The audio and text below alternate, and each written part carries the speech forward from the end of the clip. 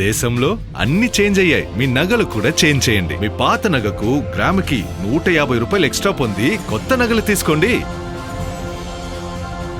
అదే తక్కువ తరుగుకు మీ లలితలో మాత్రమే. ప్రజా సమస్యల పరిష్కారంలో తక్షణ స్పందనకు రాష్ట్ర ప్రభుత్వం ప్రాధాన్యత ఇస్తున్న నేపథ్యంలో కర్నూలు నగరంలో మరో సమస్యను అధికారులు యుద్ధ ప్రాతిపదికన పరిష్కరించారు. నగరంలోని ధర్నా చౌక్ వద్ద ప్రధాన తాగునీటి సరఫరా పైప్ లైన్ లీక్ కావడంతో భారీగా నీరు వృధా అవుతుండడాన్ని గుర్తించిన మున్సిపల్ కార్పొరేషన్ అధికారులు వెంటనే చర్యలకు దిగారు. 3 వార్డులకు తాగునీటిని సరఫరా చేసే కీలక పైప్ లైన్ కావడంతో జాప్యం లేకుండా మరమ్మతు పనులు చేపట్టి లీకేజీని అరికట్టారు. ప్రజలకు తాగునీటి సరఫరాలో అంతరాయం కలగకుండా అధికారులు సమన్వయంతో వేగంగా పనులు పూర్తి చేయడంతో స్థానికులు హర్షం వ్యక్తం చేస్తున్నారు. పరిశుభ్రమైన తాగునీటి సరఫరాతో పాటు ప్రజలకు ఎలాంటి ఇబ్బందులు తలెత్తకుండా సమస్యలను సత్వరమే పరిష్కరించేందుకు ప్రభుత్వం యంత్రాంగం కట్టుబడి ఉందని అధికారులు తెలిపారు. దీనిపై మరింత సమాచారాన్ని మా కర్నూలు జిల్లా ప్రతినిధి మురళీకృష్ణ లైవ్ లో అందిస్తారు. Yes Muralikrishna, over to you. Andhra Pradesh రాష్ట్రంలో కూటమి ప్రభుత్వం అధికారంలోకి వచ్చిన తర్వాత ప్రజా సమస్యలను పరిష్కరించడంలో అప్రమత్తమైంది. ఏదైతే గత ప్రభుత్వంలో నిర్లక్ష్యానికి గురైనటువంటి సమస్యలు ఎక్కడికక్కడ చేసినటువంటి సమస్యలను ఒక్కొక్కటిగా తీరుస్తూ వస్తుంది. ఈ నేపథ్యంలో కర్నూలు పట్టణంలో ఏదైతే తాగునీరు సరఫరా చేసేటటువంటి పైప్ లైన్ల లీకేజీపై ప్రత్యేక దృష్టి సారించారు అధికారులు. ఇప్పటికే ఈ ఎల్నోన్ ప్రభావంతో తీవ్ర నీటి ఎద్దడి ఏర్పడిన నేపథ్యంలో కర్నూలు పట్టణంలో తాగునీటి సమస్యకు ఆస్కారం లేకుండా ప్రత్యేక చర్యలు చేపడుతున్నారు. ఎక్కడ కూడా తాగునీటి ఇబ్బందులు లేకుండా కూడా పైప్ లైన్ లీకేజీలకు సంబంధించి తక్షణమే మరమ్మతుల పనులు చేపడుతున్నారు. ఇందులో భాగంగా కర్నూలు ప్రధాన రహదారిలో ఉన్నటువంటి ధర్నా చౌక్ వద్ద ఉన్నటువంటి పైప్ లైన్ లీకేజీ కారణంగా కొద్ది రోజులుగా నీళ్లు లీక్ అవుతున్న నేపథ్యంలో అధికారులు తక్షణమే స్పందించి ఆ పైప్ లైన్ మరమ్మతుల పనులకు సంబంధించి పనులు వేగవంతం చేశారు. ఏదైతే అటు ట్రాఫిక్ అంతరాయం ఏర్పడుతుంది ఈ పైప్ లైన్ లీకేజ్ కారణంగా. మరోవైపు దాదాపు 3 వార్డులకు పైగా నీరు అందించే పైప్ లైన్ కావడంతో అటు వార్డులకు సరఫరా అయ్యే నీళ్లలో కూడా అంతరాయం ఏర్పడుతుంది. ఇదే కాక నీళ్లు కూడా వృధా అవుతున్నటువంటి పరిస్థితి నెలకొంది. ఈ నేపథ్యంలోనే అధికారులు తక్షణమే స్పందించి దీనికి సంబంధించి రిపేర్ పనులను వేగవంతం చేశారు. ఏదైతే చిన్నగా ప్రారంభమైనటువంటి ఈ నీటి లీకేజ్ కారణంగా ఆ భూమి లోపల ఉన్నటువంటి ఆ పైప్ లైన్ ఇంకెంత డ్యామేజ్ అయిందో అని అంచనా వేసినటువంటి అధికారులు తక్షణమే దాన్ని గుంత తవ్వి చుట్టూ ఉన్నటువంటి ఆ ప్రాంతం అంతా కూడా క్లీన్ చేసి పూర్తిగా కొత్త పైప్ లైన్ వేసేందుకు కూడా చర్యలు చేపట్టారు. నిన్నటి రోజున ఈ లీకేజీని గుర్తించినటువంటి అధికారులు ఇవాళ పూర్తిగా దాన్ని రిపేర్ చేయడంలో నిమగ్నమయ్యారు అని చెప్పుకోవచ్చు. రజా, ఈ రకంగానే కర్నూలు పట్టణంలో ఎక్కడ చూసినా అటు తాగునీటికి సమస్యలు లేకుండా మరోవైపు డ్రైనేజీ సమస్యలు లేకుండా కూడా అధికారులు ప్రత్యేక చర్యలు చేపడుతున్నారు. ఎక్కడ అటు కేసీ కెనాల్లో ఉన్నటువంటి గుర్రపు డెక్కను తొలగించేందుకు కూడా డ్రోన్ల సాయంతో ఆ దోమల నివారణకు సంబంధించినటువంటి కెమికల్ స్ప్రేయింగ్ కూడా చేస్తున్నటువంటి పరిస్థితి నెలకొంది. ప్రధానంగా కూటమి ప్రభుత్వం అధికారంలోకి వచ్చిన తర్వాత కర్నూలును స్మార్ట్ సిటీ చేయడంలో భాగంగానే ఇలాంటి కార్యక్రమాలు వేగవంతం చేస్తున్నారు. ఇంకా కర్నూలు పట్టణంలో ఎక్కడెక్కడ ఎలాంటి సమస్యలు తిష్టేస్తున్నాయో వాటన్నిటిని కూడా శాశ్వత పరిష్కారం చేసే దిశగా కూడా అడుగులు వేస్తా ఉన్నారు. ఎక్కడైనా ఈ పార్కులకు సంబంధించినటువంటి వాటి పట్ల కూడా ప్రత్యేక శ్రద్ధ తీసుకుంటున్నారని చెప్పుకోవచ్చు. Indraja. Right, thank you Prashanth.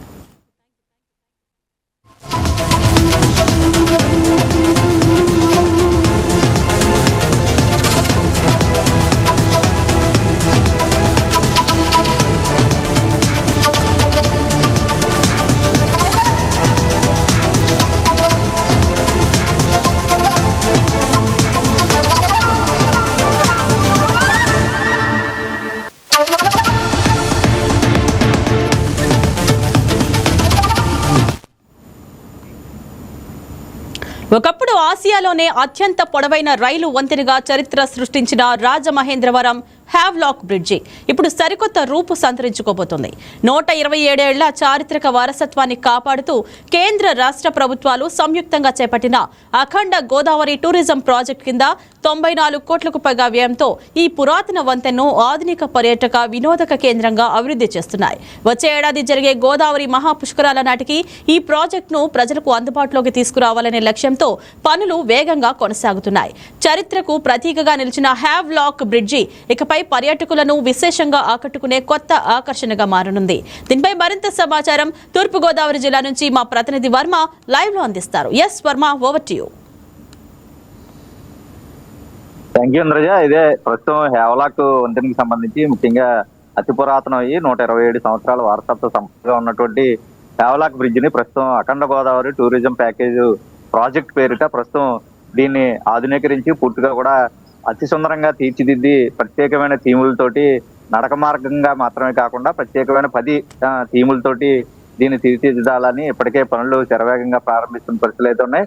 ముఖ్యంగా ఈ ప్రాజెక్ట్ సంబంధించి గోదావరి నదిని చూస్తూ కూడా నడిచేటటువంటి గ్లాస్ వాక్వే, అలాగే వంతెనపై నుంచి నదిలోకి జాలివారేటటువంటి కృత్రిమ జలపాతాలను కూడా ఏ సాంకేతికతో వాడుకుంటూ పూర్తిగా ప్రజల్ని ఆకట్టుకునే విధంగా దీనిపై నిర్మాణాలు చేపడతారో, ఒకవైపు ఫుడ్ కోర్టులు కూడా ఏర్పాటు చేసి గోదావరి జిల్లాలకు సంబంధించి రుచులన్నింటినీ కూడా అక్కడికి వచ్చేటటువంటి ప్రజలకి చెవి చూసేలా పూర్తిగా కూడా అక్కడ ఉన్న గోదావరి రుచులకి, ముఖ్యంగా రెండు తెలుగు రాష్ట్రాల్లోనే గోదావరిలో ఉండేటటువంటి వంటకాలకు సంబంధించి రుచులు ప్రత్యేకంగా ఉంటాయి. అవి అందరికీ అందజేయాలి అన్న నేపథ్యంలో ప్రస్తుతం ఈ హేవలాక్ వంతెన నిర్మాణంపై కూడా ఈ ఫుడ్ కోర్ట్స్ ను కూడా ఏర్పాటు చేయడానికి ప్రస్తుతం అన్ని ఏర్పాట్లు చేస్తున్నారు. ముఖ్యంగా గోదావరి నక్షత్ర వీక్షణం ఏదైతే హేవలాక్ బ్రిడ్జ్ పై నుంచి ఆకాశంలో ఉన్నటువంటి నక్షత్రాలని వీక్షించడానికి పూర్తిగా కూడా ప్రత్యేకమైన స్పేస్ జోను, నదిపై ప్రశాంతంగా కూడా యోగా చేసుకోవడానికి, అలా ఉదయం సాయంత్రం కూడా యోగా చేసుకోవడానికి పూర్తిగా కూడా అంతర్జాతీయ స్థాయి యోగా సెంటర్లు కూడా ఇక్కడ ఏర్పాటు చేస్తున్న పరిస్థితి ఉంది. ఒకవైపు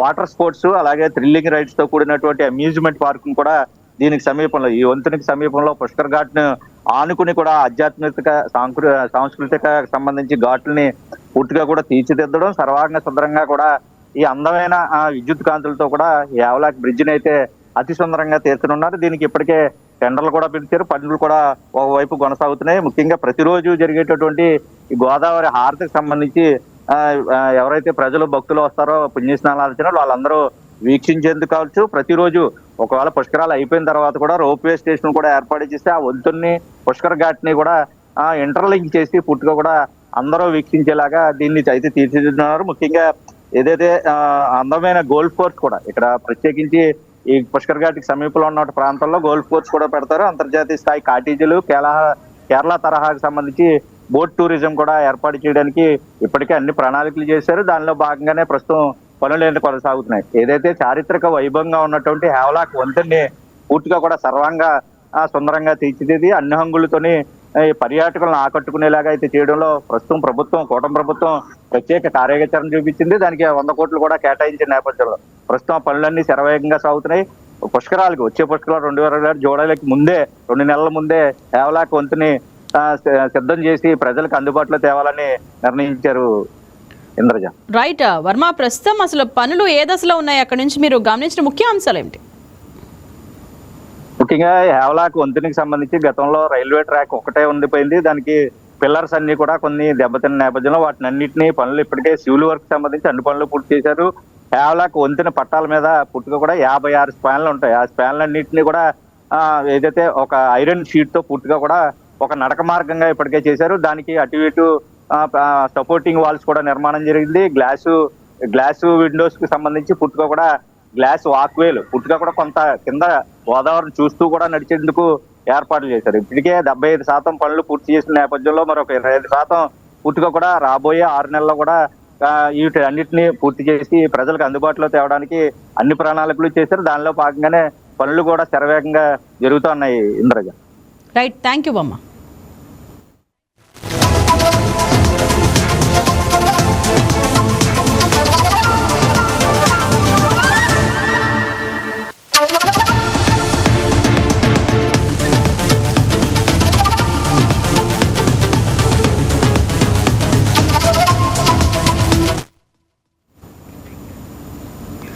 ఆంధ్రప్రదేశ్లో మళ్లీ కోవిడ్ కలకలం మొదలైంది. 5 ఏళ్ల కిందట దాదాపు 2 ఏళ్ల పాటు ప్రపంచాన్ని వరికించిన కరోనా వైరస్ ఆ తర్వాత తగ్గుముఖం పడుతూ వచ్చింది. అయితే జూలై 1 నుంచి దేశవ్యాప్తంగా 339 కోవిడ్ కేసులు నమోదు కాగా ఏపీలో 13 కేసులు నమోదయ్యాయని రాష్ట్ర ప్రభుత్వం ప్రకటించింది. కరోనా వైరస్ వ్యాప్తిపై ఎవరూ భయపడనక్కర్లేదని విశాఖ విమ్స్ ఆసుపత్రి డైరెక్టర్ డాక్టర్ మన్మథరావు స్పష్టం చేశారు. విమ్స్ లో 20 పడకలతో కూడిన ప్రత్యేక వార్డు ఏర్పాటు చేశామన్నారు. వైద్యులు, సిబ్బంది, పారామెడికల్ సిబ్బందిని తగిన సంఖ్యలో ఏర్పాటు చేశామన్నారు. కోవిడ్ నియంత్రణకు అందరూ జాగ్రత్తలు తీసుకోవాలని డాక్టర్ మన్మథరావు సూచించారు. కరోనా కట్టడి చర్యలపై మరింత సమాచారం విశాఖ నుంచి మా ప్రతినిధి దుర్గా ప్రసాద్ అందిస్తారు. కోవిడ్ కేసులు ప్రస్తుతం నమోదవుతున్న పరిస్థితి ప్రథమంగా మనం చూసినట్లయితే అటు కడప, ఇప్పుడు విశాఖలో కూడా తొలి కేసు నమోదైన పరిస్థితి. ఈ నేపథ్యంలో జిల్లాలో కేసుల సంఖ్యకు సంబంధించి ఏ విధంగా ఉంది, అటు విమ్స్ సంబంధించి కూడా ఎటువంటి ఏర్పాట్లు చేశారో మరిన్ని కూడా అడిగి తెలుసుకుని ప్రయత్నం చేద్దాం. మనతో పాటు విమ్స్ డైరెక్టర్ మనంద గారు ఉన్నారు, డాక్టర్ గారు, ఆయన మాట అడిగి తెలుసుకుని ప్రయత్నం చేద్దాం. సార్ ఇప్పుడు గతానికి ఇప్పటికీ పోలిస్తే ఈ వేవ్ ఎట్లా ఉంది అంటే కోవిడ్ సంబంధించి? ఇప్పుడు ప్రస్తుతానికి కోవిడ్ వేవ్ అంత సివియర్గా ఏమీ లేదండి. ఒక కేసు మన కలెక్టర్ ఆఫీషియల్ కాలనీలో వచ్చింది అని చెప్పారు. దాన్ని హోమ్ ఐసోలేషన్లోనే ట్రీట్మెంట్ జరుగుతున్నట్టు వార్తలు వచ్చాయి. ప్రస్తుతానికి ఏంటంటే గవర్నమెంట్ వారి పిలుపు ప్రకారం మా హానరబుల్ మినిస్టర్ గారు శ్రీ సత్యకుమార్ యాదవ్ గారు, తర్వాత మా డైరెక్టర్ గారు విష్ణువర్ధన్ గారు పిలుపు మేరకు మేము 10 రోజుల క్రితమే ఒక 18 బెడ్లు ఉన్న కోవిడ్ ఐసోలేషన్ వార్డు తయారు చేశాము. దానికి కావాల్సిన స్టాఫ్ను కూడా సంసిద్ధంగా ఉంచాం. డాక్టర్స్ని, స్టాఫ్ని, 4వ తరగతి సిబ్బందిని, తర్వాత పీపీఈ కిట్స్ కావాల్సినవన్నీ ఉన్నాయి. తర్వాత ర్యాపిడ్ కిట్స్, ఆర్టీపీసీఆర్ టెస్ట్లు అన్నీ కూడా జిల్లా వైద్య ఆరోగ్య అధికారి ద్వారా మేము తెప్పించుకొని అంతా సంసిద్ధంగా ఉన్నాం. మందులు కూడా గవర్నమెంట్ నుండి అన్నీ వచ్చాయి, కావాల్సిన మందులన్నీ. దానికి ఎప్పుడు కోవిడ్ వచ్చినా సరే మేము పేషెంట్స్ని ఇమీడియట్గా అడ్మిట్ చేసుకుని ట్రీట్మెంట్ చేసే మార్గంలో సన్నద్ధత వ్యక్తం చేస్తున్నాం. ఇంతకుముందు ఫస్ట్ వేవ్లో వచ్చింది ఒక విధంగా ఉండి సెకండ్ వేవ్లో చాలా సివియర్గా వచ్చింది. బట్ ఇప్పుడు ఈ వైరల్ దీని గురించి మనము స్పెసిఫిక్గా చెప్పలేమండి ఎలా ఫ్యూచర్లో ఉంటుంది అనేది. ఒకసారి వేవ్ వచ్చిన తర్వాత దాని ప్రకారం ఎంత ర్యాపిడ్గా స్ప్రెడ్ అవుతుంది దాని ప్రకారమే మనం చెప్పగలం. కానీ ఇప్పటికి వచ్చింది అయితే మాత్రం అంత ప్రమాదకరమైంది ఏమీ ప్రస్తుతానికి కాదు. ఇవన్నీ నార్మల్ ఫ్లూ జ్వరం లాంటివే. దీనికి తగ్గ ట్రీట్మెంట్ ప్రభుత్వం వారు అన్ని విధాలుగా సహాయ సహకారాలు అందించి మాకు విమ్స్ హాస్పిటల్లో రెడీగా ఉన్నాం సార్. ఏమైనా ప్యానిక్ అయ్యే అవకాశం ఉంది? ప్యానిక్ అయ్యే అవకాశం అస్సలు లేదు సార్. ఈసారి ప్యానిక్ అయ్యే అవకాశం ఏం లేదు. ఎందుకంటే ప్రీవియస్ 19-20 సంవత్సరాలు 2019, 2020లో వచ్చిన వేవ్స్ని బట్టి అప్పుడు ఉన్న ట్రీట్మెంట్స్ని బట్టి ఈసారి ప్యానిక్ అయ్యే అవసరం అసలు లేదు సార్. ప్రజలు ఏ విధంగా అంటే ఆందోళన చెందకుండా ఉండాలంటే మన వైద్య శాఖ నుంచి ఎటువంటి ప్రకాశం తీసుకుంటున్నాం అంటే ప్రజలు కొంతమంది ఇప్పుడు రోజువారీ కేసులు పెరుగుతున్న నేపథ్యంలో కొంచెం భయాందోళన గురవుతున్న పరిస్థితి సోషల్ మీడియా వచ్చింది. సో అప్పుడే సోషల్ మీడియాలో కొన్ని పోస్టులు వస్తున్న నేపథ్యంలో ప్రజలు కూడా కొంచెం టెన్షన్ పడుతున్నారు. అంటే గతంలాగే కేసులు పెరుగుతాయని ఆందోళన చెందుతున్నారు. ఈ నేపథ్యంలో మీరు సీనియర్ డాక్టర్గా ఇమీడియట్గా ఏం చెప్తారు? ఇప్పుడు ముందర కోవిడ్లో ఎలాంటి చర్యలు తీసుకున్నారో, ఎలాంటి జాగ్రత్తలు తీసుకున్నారో అవే జాగ్రత్తలు మాస్క్ వేసుకోవడం, ఎవరికి కూడా షేక్ హ్యాండ్ అది ఇవ్వకుండా నమస్కారం పెట్టడం, తర్వాత ఒకవేళ ఎవరిని టచ్ చేసినా ఏదైనా ముట్టుకున్నా సరే ఇమీడియట్గా దానికి మనం శానిటైజర్ ఉపయోగించి హ్యాండ్ శానిటైజేషన్ చేసుకోవటం, ఈ 3 ముఖ్యమండి. ఏమాత్రం చిన్న సిమ్టమ్స్ ఉన్నా సరే కన్సర్న్డ్ సమీపంలో ఉన్న గవర్నమెంట్ హాస్పిటల్కి వెళ్ళి ఆ డాక్టర్ని కలిసి ట్రీట్మెంట్ తీసుకుంటే సరిపోతుంది సార్. ఇది మొత్తానికి ఏదైతే గతాంలో పోలిస్తే ఎంత ప్రమాదకరమైన వేరియంట్గా చూడక్కర్లేదు, కానీ ప్రజలు ఆందోళన చెందాల్సిన అవసరం లేదు. మరోవైపు విశాఖలో ఆల్రెడీ కేసు నమోదైన దృష్ట్యా వైద్యశాఖ కూడా అలర్ట్ అయింది. వైద్యశాఖ ఇచ్చిన ఆదేశాల వరకు ముందస్తుగానే విశాఖ విమ్స్ ఆసుపత్రి అయితే ప్రత్యేక ఒక ఐసోలేషన్ రూమ్ కూడా ఏర్పాటు చేశారు. దానికి సంబంధించిన బెడ్స్ కావచ్చు, కిట్స్ కావచ్చు, ఇట్లాంటి వైద్యానికి సంబంధించి ప్రికాషన్ ముందుగానే తీసుకున్నారు. కాబట్టి ప్రజలు అంత ఆందోళన చెందాల్సిన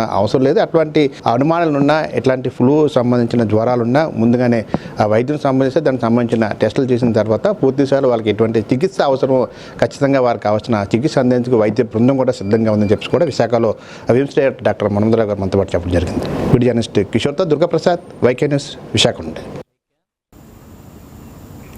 రాజధాని అమరావతి వేదికగా సరికొత్త పర్యాటక విప్లవానికి అడుగులు పడనున్నాయి. భవిష్యత్తు నగరంలో పచ్చదనానికి పెద్దపీట వేస్తూ కాలుష్య రహిత పర్యావరణమే లక్ష్యంగా అద్భుత ప్రాజెక్టును ప్రభుత్వం పట్టాలెక్కిస్తోంది. ఇందుకు అనుగుణంగా రాజధాని నడిబొడ్డున ఉన్న శాఖమూరు పార్కులో 5 ఎకరాల విస్తీర్ణంలో ప్రపంచ ప్రసిద్ధి అమెజాన్ అడవులను తలపించేలా మినీ రెయిన్ ఫారెస్ట్ రూపుదిద్దుకోబోతోంది.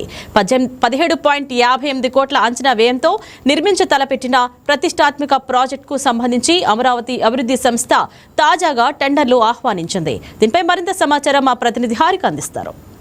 ఆంధ్రప్రదేశ్ రాజధాని అమరావతి అనగానే అందరికీ గుర్తొచ్చేది పెద్ద పెద్ద పరిశ్రమలు, డేటా సెంటర్లు, అలాగే ఇండస్ట్రీలు. అది మాత్రమే కాకుండా ఇంకొక ప్రత్యేకత కూడా ఇప్పుడు అమరావతికి రాబోతుంది. అదే మినీ అమెజాన్. అంటే దట్టమైన అడవుల్ని తలపించేలాగా ఇక్కడ కృత్రిమ అమెజాన్ అడవిని తయారు చేసే విధంగా కూటమి ప్రభుత్వం అడుగులు వేస్తోంది.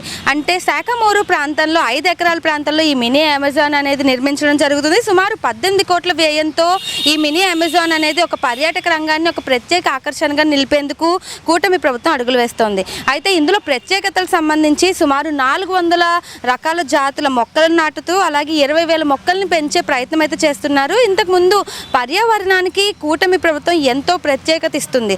అందులో భాగంగానే గతంలో నాటిన మొక్కలు ఇప్పుడు పెద్ద పెద్ద వృక్షాలు అయ్యి ఒక అడవిని తలపించేలాగా ఉన్నాయని అక్కడైతే వీక్షకులు చెప్పడం జరుగుతుంది. సో దానికి పెట్టిన పేరే మినీ అమెజాన్. అయితే ఈ మినీ అమెజాన్ లోపల టూరిజం విధంగా పెంచే విధంగా అయితే ఆ ప్రణాళికలు సిద్ధం చేస్తున్నారు. లోపల వాటర్ గన్స్ ఏర్పాటు చేయడం, అలాగే మిస్ట్ కూడా ఏర్పాటు చేయడం సంబంధించి వాటర్ స్ప్రింక్లర్స్, అంటే లోపల పర్యాటకులు ఎవరైతే వెళ్తారో వాళ్ళ మీద కృత్రిమ వర్షం పడే విధంగా, అలాగే కృత్రిమ జలపాతాలు, కృత్రిమ కొండలు ఏర్పాటు చేసి సేమ్ అడవి అంటేనే గుర్తొచ్చేది అమెజాన్ కాబట్టి సేమ్ దాన్ని తలపించే విధంగా ఇక్కడ ఈ మినీ అమెజాన్ అనేది ఉండబోతోందని నిపుణులు అయితే చెప్పడం జరుగుతుంది. సో దీని ద్వారా లోపల నిరంతరం నీళ్ళు ఆర్టిఫిషియల్గా వాటర్ పడుతూనే ఉంటాయి, పొగ మంచు కూడా ఉంటుంది. కాబట్టి బయట దాంతో పోలిస్తే లోపల ఉష్ణోగ్రత సుమారు 3 నుంచి 4 డిగ్రీలు తక్కువైతే ఉంటుంది.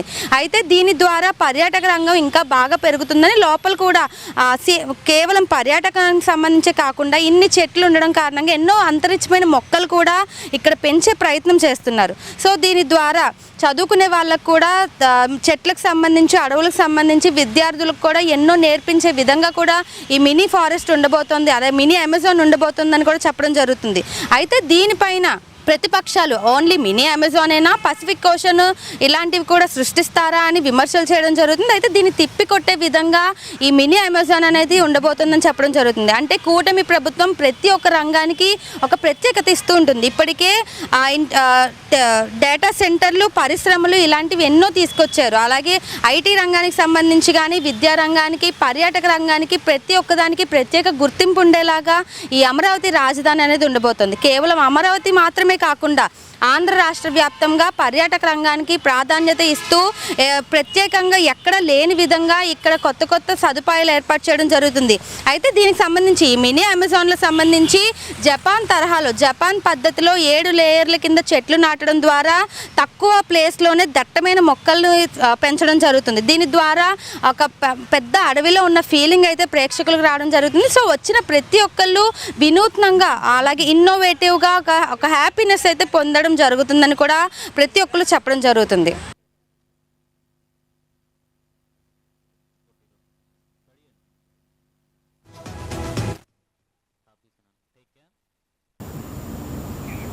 ప్రజలు పాత వాహనాలు కొనుగోలు చేసే సమయంలో అత్యంత అప్రమత్తంగా ఉండాలని తిరుపతి జిల్లా రవాణా శాఖ విజ్ఞప్తి చేస్తోంది. ఇటీవల ఢిల్లీలో డీ రిజిస్టర్ చేసిన వాహనాలను కొందరు వ్యక్తులు ఇతర రాష్ట్రాలకు తీసుకువచ్చి నకిలీ లేదా తప్పుడు పత్రాలు ఆధారంగా చట్టబద్దమైన వాహనాలుగా చూపిస్తూ విక్రయించేందుకు ప్రయత్నిస్తున్నారు. ఢిల్లీలో 10 సంవత్సరాలు పూర్తి చేసిన డీజిల్ వాహనాలు, 15 సంవత్సరాలు పూర్తి చేసిన పెట్రోల్ వాహనాలు డీ రిజిస్టర్ చేస్తున్నారు. ఒకసారి అధికారికంగా డీ రిజిస్టర్ చేసిన వాహనాలకు సాధారణంగా తిరిగి రిజిస్ట్రేషన్ పొందే అవకాశం ఉండదు. అందువల్ల వాహనం కొనుగోలు చేసి ముందు సంబంధిత రవాణా శాఖ కార్యాలయంలో లేదా వాహన్ పోర్టల్ ద్వారా వాహన రిజిస్ట్రేషన్ వివరాలు, యాజమాన్య స్థితి, చట్టబద్ధతను తప్పనిసరిగా ధృవీకరించుకోవాలంటున్న తిరుపతి జిల్లా రవాణా శాఖ అధికారి కొర్రపాటి మురళీమోహన్తో మా తిరుపతి జిల్లా ప్రతినిధి సెల్వం ఫేస్ టు ఫేస్. కొనుగోలు చేసేటప్పుడు కూడా ఇటు వాహనదారులు కూడా అప్రమత్తంగా ఉండాలా. ముఖ్యంగా డీ రిజిస్ట్రేషన్ సంబంధించినటువంటి బండ్లకు కొనేటప్పుడు కూడా జాగ్రత్త పాటించాలని చెప్పి కూడా ఇటు తిరుపతి ఆర్టీఓ అధికారి మురళీమోహన్ తెలిపినటువంటి పరిస్థితి. ఈ నేపథ్యంలో అయితే ఈ డీ రిజిస్ట్రేషన్ వెహికల్స్ కొంటే ఎలాంటి ఇబ్బందులు తలెత్తుతాయని కూడా ఆయన మాటలోనే మనం అడిగి తెలుసుకునే ప్రయత్నం అయితే కూడా చేస్తాం. అసలు ఏంటి సార్ ఈ డీ రిజిస్ట్రేషన్ అంటే ఏంటి, అది కొంటే ఏంటి, ఎలాంటి ఇబ్బందులు తలెత్తాయి? కేంద్ర ప్రభుత్వం హరిత రవాణా వ్యవస్థను ఆ సిస్టమ్ను పెంచడానికి ముఖ్యంగా అంటే కాలుష్యాన్ని వెదజల్లే సాంప్రదాయ ఇంధన వనరులైన పెట్రోల్, డీజిల్కు సంబంధించిన వాహనాలని 10 సంవత్సరాలు అలాగే 15 సంవత్సరాలు వరుసగా ఒక కాల పరిమితి దాటిన వాహనాలని ఢిల్లీ నుంచి బయటికి తీసుకెళ్ళమని చెప్పేసి మొట్టమొదటిగా ఆదేశాలు జారీ చేయడం జరిగింది. కానీ తర్వాత కొన్ని రోజుల తర్వాత ఇలా బయట వెళ్ళిన వాహనాలు కూడా దేశవ్యాప్తంగా కాలుష్యాన్ని వెదజల్లే అవకాశం ఉంది కాబట్టి అటువంటి వాహనాలను ఎక్కడా కూడా వినియోగించరాదని చెప్పేసి ఆ యొక్క కేంద్ర ప్రభుత్వ ఆదేశాల ప్రకారము ఢిల్లీ నుంచి వచ్చిన వాహనాలన్నా కూడా అక్కడ వాహనంలో డీ రిజిస్ట్రేషన్ చేశారు. అంటే రిజిస్ట్రేషన్ దాన్ని రద్దు చేయడం జరిగింది. రిజిస్ట్రేషన్ రద్దయిన ఆ యొక్క వాహనాలు ఎక్కడన్నా సరే కనిపించిన పక్షంలో వాటిని వెంటనే సీజ్ చేసేసి వాటిని స్క్రాప్ కింద వేయడం జరుగుతుంది. కాబట్టి ఈ విషయాన్ని అందరూ కూడా గమనించాలి. అందరికీ డౌట్ రావచ్చు ఆ వాహనాలను మేము ఎలా చెక్ చేసుకోవాలని. మన వాహన్.పరివాహన్ సైట్లోకి వెళ్ళి వాళ్ళు ఒక సిటిజన్ లాగిన్ క్రియేట్ చేసుకున్న తర్వాత వాళ్ళు ఆ యొక్క వాహనం యొక్క చాసిస్ నెంబర్ ద్వారా అట్లాగే ఒక వాహనం యొక్క నంబర్ ద్వారా మనము చెక్ చేసుకుంటే ఆ యొక్క డీటెయిల్స్ అన్నీ తెలుస్తాయి. ఆ వాహనానికి ఆల్రెడీ ఎన్ఓసి ఇష్యూ చేశారా లేదంటే కూడా రిజిస్ట్రేషన్ అంటే రిజిస్ట్రేషన్ రద్దు చేశారా అనే అంశం అక్కడ ఉంటుంది. ఆ అంశాన్ని గుర్తించి ఆ యొక్క వాహనాన్ని కొనుగోలు చేయాలని చెప్పేసి అందరికీ చెప్తున్నాను. వాహనంని ఎన్ఓసి మీద తీసుకొని వస్తే మాత్రం ఇబ్బంది లేదు. అలాగే వాహనాన్ని రిజిస్టర్ చేసిన వాహనాన్ని మాత్రం దయచేసి పొరపాటున కొనుగోలు చేయవద్దని చెప్పేసి కొనుగోలుదారులందరికీ కూడా మేము రవాణా శాఖ తరఫున హెచ్చరిస్తున్నాము. అటువంటి వాహనాలు తనిఖీలో పట్టుబడిన పక్షంలో ఎటువంటి పరిస్థితుల్లో ఆ వాహనాలు విడుదల చేయబడవు. వాటి యొక్క రిజిస్ట్రేషన్ రద్దు చేసి వాటిని స్క్రాప్ చేయడం జరుగుతుంది. అంటే ఈ నేపథ్యంలో ఇలాంటి వాహనాలను ఏమన్నా మన తిరుపతిలో ఏమన్నా మీరు గుర్తించారా? తిరుపతిలో ఇలాంటి వాహనాలు ఎక్కువ ఉన్నాయని గుర్తించడం వల్లనే మేము పబ్లిక్లో మొట్టమొదటిగా అవేర్నెస్ క్రియేట్ చేయాలని చెప్పేసి అవేర్నెస్ క్రియేట్ చేశాము. అందులో భాగంగా నిన్న ఒక వాహనాన్ని కూడా సీజ్ చేశాము. ఈ చాలామంది మాకు కంప్లైంట్ చేశారు ఇలాంటి వాహనాలు తిరుపతి నగరంలో ఉన్నాయని చెప్పేసి. వాళ్ళందరికీ కూడా మేము హెచ్చరిస్తున్నాము. అటువంటి వాహనాలు ఉంటే మాత్రం వాటిని దయచేసి మీరు రీజనల్ వెహికల్ స్క్రాప్ యూనిట్ ద్వారా మీరు దాన్ని స్క్రాపింగ్ పాలసీకి మీరు అప్పచెప్పాలని చెప్పేసి అందరికీ మనస్ఫూర్తిగా కోరుకుంటూ రిజిస్ట్రేషన్ రద్దు చేయమని మేము హెచ్చరిస్తున్నాము. అంటే ముఖ్యంగా ఇట్లాంటి వాహనాలు వాడితే వాళ్ళపైన ఎలాంటి చర్యలు తీసుకుంటారు సార్? ఆ యొక్క రిజిస్ట్రేషన్ లేని వాహనాన్ని నడపడం వల్ల వారి మీద తప్పనిసరిగా యాక్షన్ ఎలా ఉంటుందంటే ముందు మొట్టమొదటిగా వాహనాన్ని స్వాధీనం చేసుకొని వాహనం యొక్క రిజిస్ట్రేషన్ సస్పెండ్ చేస్తాము. అలాగే వారికి రిజిస్ట్రేషన్ లేని వాహనాన్ని నడిపిన దానికి మేము ఫైన్ వేయడం జరుగుతుంది. ఇది మొత్తానికి సంబంధించి కూడా ఏదైతే రిజిస్ట్రేషన్ వాహనాల పట్ల ప్రజలు కూడా అప్రమత్తంగా ఉండాలో, ముఖ్యంగా ఏదైతే కూడా వాహనాలు కొనుగోలు చేసేటప్పుడు కూడా ప్రత్యేకంగా కూడా ఆ యాప్లకు సంబంధించి వెళ్ళి ఆ వాహనాలను కూడా పూర్తిగా కూడా పరిశీలించిన అనంతరమే కూడా వాహనాలను కొనుగోలు చేయాలని చెప్పి కూడా తిరుపతి రవాణా శాఖ అధికారి మురళీమోహన్ కూడా తెలుపుతున్నటువంటి పరిస్థితి. ఇది మొత్తానికి తిరుపతిలో ఉన్నటువంటి పరిస్థితి. కెమెరా పర్సన్ కన్నయ్యతో సెల్వం, తిరుపతి నుంచి వైకెట్.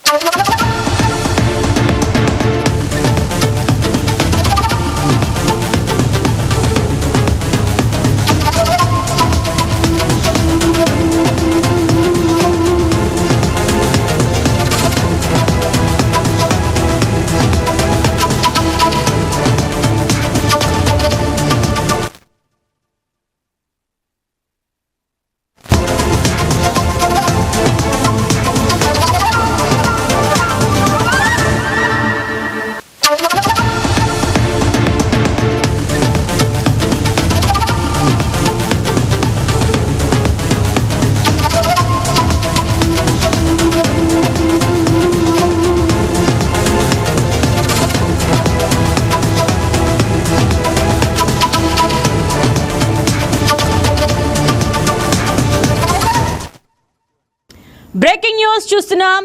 శంషాబాద్ బహదూర్గూడ్లో మరోసారి ఉద్రిక్త చోటు చేసుకుంది. బుల్లెట్ ట్రైన్ కోసం 600 ఎకరాల భూసేకరణ విషయంలో పోలీసులకు రైతులకు మధ్య వివాదం నెలకొంది. ఈ క్రమంలో ఆగ్రహానికి గురైన రైతులు పోలీసులపై కారం చల్లి రాళ్లు, కుర్చీలు విసిరి దాడికి పాల్పడ్డారు. ఈ దాడిలో డీసీపీ యోగేష్ గౌతమ్ సహా పలువురు సీఐలకు గాయాలయ్యాయి.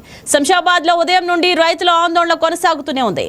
బుల్లెట్ ట్రైన్ కోసం తమ భూములు ఇవ్వబోమని రైతులు ఆందోళన వ్యక్తం చేస్తున్నారు. అయితే ఉదయం ఆ భూములు తీసుకుని తీసుకునేందుకు హైడ్రా అధికారులు భారీ సంఖ్యలో అక్కడకు చేరుకోవడంతో రైతులు ప్రతిఘటించారు. దీంతో ఉదయం ఉద్రిక్త పరిస్థితి నెలకొంది. అది కాస్త సాయంత్రానికి తీవ్ర రూపం దాల్చింది.